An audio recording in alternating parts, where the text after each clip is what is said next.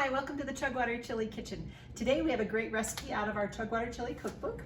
It is our Zucchini Corn Saute, and that is on page 168. This is another one of those fast and easy recipes that makes great use of your favorite Chugwater chili seasoning. The first thing we're going to do is to melt 2 tablespoons of butter.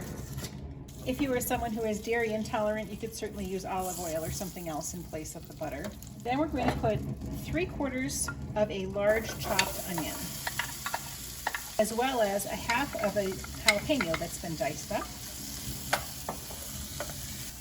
And you want to saute that onion until it just becomes translucent, which usually takes about 4 or 5 minutes. Okay, so our onion is all translucent now, and it's time to add 3 cups of diced zucchini and 2 cups of corn, which you could either do canned or frozen. We did frozen this time. Now saute that together and cook it for about 10 minutes until the zucchini has softened. All right, so the zucchini has softened now in our saute, and we're going to add 2 tablespoons of our original Chugwater chili seasoning. Give that a good stir. And we want to let that simmer together for about 5 minutes.